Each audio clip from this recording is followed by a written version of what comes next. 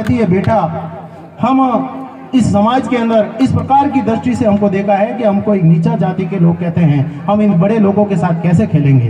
वो बच्चा आतुर होता है, लेकिन माँ उसको लेके जाती है। वही बच्चा धीरे धीरे जब पढ़ता है, उसको पढ़ाई करने के लिए किस प्रकार विद्यालय के अंदर प्रवेश करवाते हैं, और उस स्थिति देखिए उस समय की। उस बच्चा मेधावी है, माँ उसको लेकर के प्रवेश स्कूल के अंदर जाते हैं, और उस समय की ऐसी कंडीशन है कि जो समाज के जो अपने आप को उच्च वर्ग का मानते हैं, वो उस बच्चे को, ऐसे लोगों को वो साथ में बैठाना पसंद नहीं करते हैं। लेकिन वहाँ के स्कूल के टीचर होते हैं, वो कहते हैं कि इस मेधावी बच्चे को हम एडमिशन जरूर देंगे, लेकिन कुछ न कुछ परिस्थितियाँ हैं हमारे सामने। गुरु तो थे, लेकिन वो गुरु भी सामाजिक जो दृष्टिकोण था उसके अंदर बंधे हुए थे, और उस छोटे से बालक को कुछ इस प्रकार की उसके माता पिता को कंडीशन कहते हैं कि ये शर्तें लागू होगी इस बच्चे के ऊपर। ये बच्चा आएगा, लेकिन सभी बच्चों के साथ ये बैठ नहीं सकता है। कहाँ बैठेगा? तो जो हमारे टीचरों के जो चप्पल जूते उतारे जाते हैं, वहां बैठना पड़ेगा इस बालक को। और इस प्रकार की घोर स्थितियां देख करके अंदर माँ के अंदर रहता है कि ये बालक है, इसको पढ़ाना है। समाज के अंदर इस प्रकार की जो कुर्तियां हैं, ये कौन मिटाएगा? इस प्रकार की उस बालक के अंदर एक दृढ़ संकल्प दिलाती है वो माँ, और उस बच्चे को कहती है बच्चा तुझे पढ़ना है। और वो बच्चा भी कहता है माँ मुझे पढ़ना है, मुझे अच्छा बनना है, ये सब स्थितियां मैं कर सकता हूँ। और वो बच्चा स्कूल के अंदर प्रवेश होता है, वहाँ उसको बैठा जाता है, क्या कि दोपहर का भोजन होता है, तो बच्चा अकेला जाकर के भोजन करता है। उस समय की ऐसी स्थितियां थी। और वही नन्हा बालक आगे जाकर के हम सबको विदित है, उसके अंदर माता और उनके पिता, भीमाबाई उनकी माँ, और किस प्रकार रामपाल सतपाल उसके जो पिताजी है, उनके अंदर एक ही बात करते हैं कि बेटा इस समाज के अंदर जो ये बीमारी है, उस बीमारी को खत्म करना है, और इस प्रकार तुझे लक्ष्य के लेकर के आगे बढ़ना है कि समाज के अंदर जो ये इस प्रकार की जो भ्रांति है, भगवान ने सभी को इस धरती पर एक दृष्टिकोण से भेजा है, लेकिन यहाँ आने के बाद कुछ लोगों के द्वारा, समाज के द्वारा इस प्रकार के बंधन बनाए जाते हैं कि जो सामान्य लोग हैं उनके साथ भी भेदभाव होता है। आज भी वही स्थिति है, बहुत परिवर्तन हो चुका है, लेकिन जहां जहां अगर देखते हैं तो आज भी कोई बड़ा परिवर्तन नहीं दिख रहा है। लेकिन हम इस राष्ट्र और समाज के साथ है। उस समय की घोर स्थितियां थी, किस प्रकार स्थिति थी, उसके बाद भी बाला साहब ने पढ़ाई कर करके उन्होंने आगे जाकर के इस प्रकार की वो पढ़ाई करते हैं कि बहुत ही, शायद भारत हो गया, विश्व के अंदर ऐसे कुछ लोग हो गए जिन्होंने आगे जाकर के इतनी मेधावी और इतनी पीएचडी और इस प्रकार की उच्च स्तरीय जो पढ़ाई की है, तो वो बाला साहब देवरस ने की, बाला साहब भीमराव अंबेडकर जी ने की है। तो इस प्रकार वो मेधावी बच्चा धीरे धीरे पढ़ता है, और भारत के जो जनगणमान्य लोग हैं उस समय कहते हैं कि संविधान का जो लिखा जाता है, तो प्रथम दृष्टिकोण के अंदर बाबा साहब संविधान का जनक माना जाता है। और बाबा साहब ने किस प्रकार हमारे देश को जो संविधान दिया है, वो संविधान आज हम सबके लिए लागू होता है। वो कहती किसी व्यक्ति के लिए नहीं है। बाबा साहब ने, हम वर्तमान के दृष्टिकोण देखते हैं तो ये बाबा साहब को सिर्फ हम एक जाति के अंदर या कुछ समाज के अंदर इसको बंधन के रखते हैं, ये ऐसा नहीं होना चाहिए।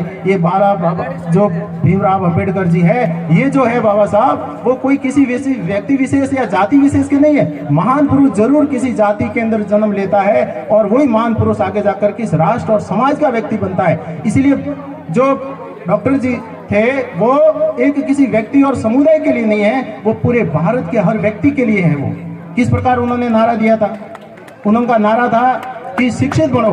ये कोई एक व्यक्तियों के लिए नहीं दिया उन्होंने कि कुछ जाति विशेष के लिए दिया है कि SC ST OBC या किसी, उन्होंने हर बंधु के लिए दिया है कि भारत का अभी भी देखो साक्षरता दर कितनी कम है। तो उस समय की बात है, भारत में के अंदर कौन पढ़ा लिखा व्यक्ति था, उस समय की क्या साक्षरता स्थिति रही होगी। तो उस समय बाबा साहब ने कहा है कि सबको शिक्षित बना है। ये समाज के अंदर कुर्तियां क्यों है?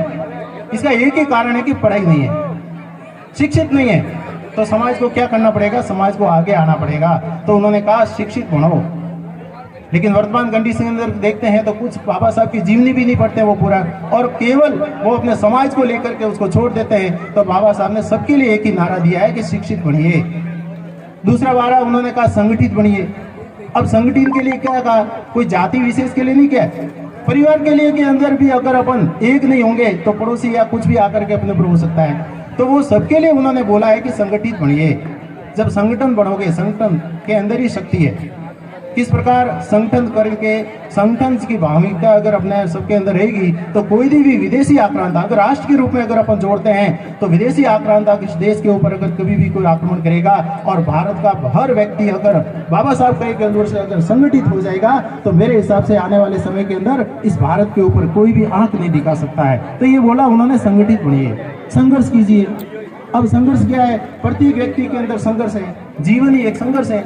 तो जो व्यक्ति संघर्ष नहीं करेगा तो वो किस प्रकार आगे बढ़ सकता है? तो ये कोई पर्टिकुलर एक के लिए नहीं है, सबके लिए है कि संघर्ष करेंगे तभी जीवन में अपन सफलता प्राप्त करेंगे।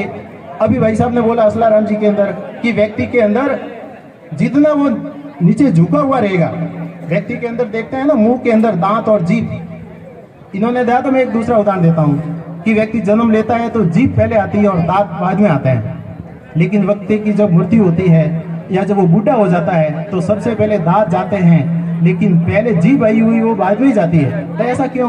क्योंकि जीभ के अंदर लचीलापन है, वो लचीलापन है इसलिए पहले आती है और बाद में जाती है। जो व्यक्ति की मृत्यु होती है उसके साथ ही उसके दाह संस्कार के अंदर वो जाती है, लेकिन दांत बाद में आते हैं लेकिन पहले चले जाते हैं। क्यों? क्योंकि दांतों के अंदर अकड़पन है। वो दांत बेचारी भोली भाली जीभ कभी कभार भूल से भी उसके बीच में आ जाती है तो उसको काट देती है। तो जीवन के अंदर क्या है? बाबा साहब ने कहा है कि व्यक्ति को संगठित बनिए, संघर्ष बनिए और नम्रता रखिए, तब अपन कुछ कर पाएंगे। अपने अंदर अगर मान लो किसी भी बात का अहंकार नहीं होना चाहिए। किसी के अंदर पद मिलता है, किसी के पास पैसे होते हैं, तो पद और पैसे दोनों का किसी प्रकार का हमारे अंदर किसी प्रकार का गर्व नहीं होना चाहिए। तो दोनों आते हैं और जाते हैं। तो पद और पैसा ये क्या भूमिका है? ये समाज के लिए आज इतना प्रकार की भामाशाह है, उनके पास पैसा है तो पैसा है तो इसलिए इस प्रकार देखिए उन्होंने किस प्रकार की व्यवस्था की है।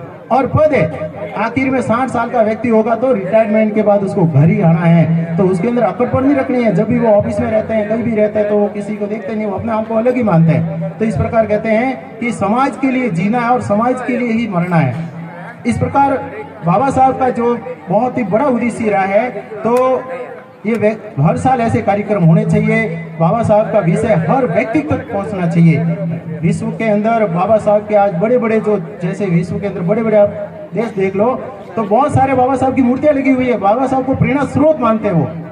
तो भारत के अंदर हर व्यक्ति के अंदर बाबा साहब के प्रति भूमिका आएगी, उनकी प्रेरणा रहेगी तो लोग आगे बढ़ेंगे, शिक्षित बनेंगे, संघर्ष करेंगे। इस प्रकार है हम सब बड़े भाग्यशाली है कि हमारा जन्म इस भारत भूमि है। स्वर्गीय अटल बिहारी वाजपेयी जी की वो पंक्तियां हैं कि ये भारत कोई भूमि का टुकड़ा नहीं है, ये जीता जागता राष्ट्र पुरुष है। ये वंदन की भूमि है, ये अभिनंदन की भूमि है। इसकी नदी गंगा है, इसका कण कण शंकर है। इस देश के लिए जिएंगे, इस देश के लिए मरेंगे और मरने के बाद भी अगर कोई हमारी अस्थियों को कान लगा करके सुनेगा तो एक ही आवाज आएगी, भारत माता की जय। तो इस प्रकार हम सबके अंदर इस प्रकार की राष्ट्रीयता की भावना आनी चाहिए कि हम देश के लिए, समाज के लिए जिए। व्यक्ति अगर अच्छा रहता है तो पढ़ लिख करके वो समाज के लिए अच्छा कार्य करे। इस प्रकार की भावना को रखते हुए सामाजिक समरसता जो हमारा सबसे बड़ा विषय है उसको लेकर के हमारे अंदर जो वर्तमान के अंदर जो भेदभाव है उस स्थिति को मिटाना पड़ेगा। इसके लिए एक मंत्र दिया था उडुपी के अंदर, सभी धर्माचार्य 1969 के अंदर दिया था, सर्वे हिंदू सहोदरा न हिंदू पतितो भव, मम दीक्षा हिंदू रक्षा मम मंत्र समानता। यानी सभी भारत माता के बेटे हैं, कोई हिंदू नीचा और नीचा ऊंचा नहीं हो सकता है। तो इस प्रकार बाबा साहब की प्रेरणाओं को जीवन में लाएंगे तभी आगे बढ़ेंगे। जय भारत, जय हिंद, अम्बेडकर जी की जय हो, जय भीम।